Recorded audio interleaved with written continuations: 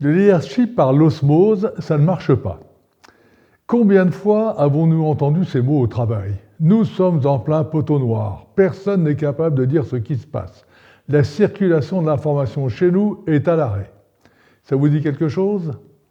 Oui, ce sont les signes avant-coureurs de l'échec d'un leadership qu'on définit comme le leadership par l'osmose, celui qui consiste à croire que les connaissances d'un leader pourraient tout simplement être transférées à ses collaborateurs sans beaucoup d'efforts de communication, que ce soit par le verbe ou par l'écrit. Certes, il est tentant de le penser car cela rend la vie du leader plutôt facile.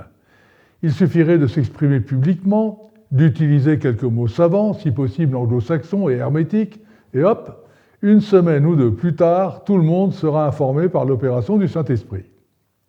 Il sera alors temps de passer à autre chose. Il n'y a qu'un problème. Et il est de taille, ça ne marche pas. Peut-être est-ce possible sur la planète Mars, mais dans l'entreprise, le management par l'osmose ne fonctionne pas.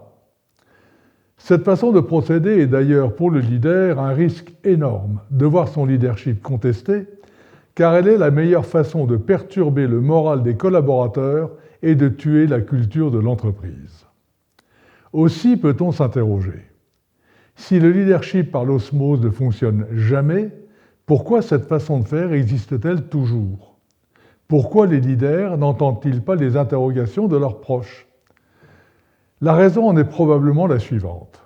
Développer et mettre en œuvre une véritable stratégie de communication qui assure à ses collaborateurs la connaissance exhaustive des axes d'action et l'assimilation totale des informations demande, quelle que soit l'organisation, beaucoup de travail et d'engagement, ce qui rebute certains. Un vrai leader doit sortir de son bureau et communiquer, pas seulement en réunion, dans les salles de conférence et les couloirs du siège social, mais partout dans l'entreprise. Les messages doivent être exprimés, envoyés, répétés et réitérés encore et encore en utilisant tous les moyens de communication imaginables. L'acquisition des connaissances par tous doit également être vérifiée et revérifiée, ce qui n'est possible que si le leader se rend lui-même sur le terrain et demande régulièrement au plus grand nombre de ses collaborateurs l'étendue de leur connaissance des façons de faire et d'être au sein de l'entreprise.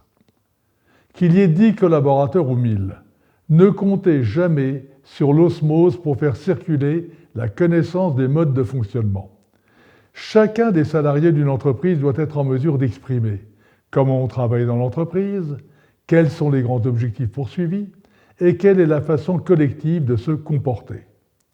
Assurez-vous personnellement que c'est le cas, car personne d'autre ne le fera à votre place. Ne succombez pas à la tentation de l'osmose, c'est tellement facile. Mettez-vous au travail, faites l'effort supplémentaire d'aller vers les gens qui vous entourent pour porter la bonne parole. Ne présumez pas des connaissances. Assurez-vous que tout le monde sait ce qu'il est censé savoir.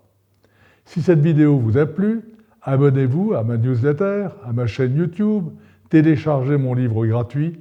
Les liens sont juste en dessous. À bientôt.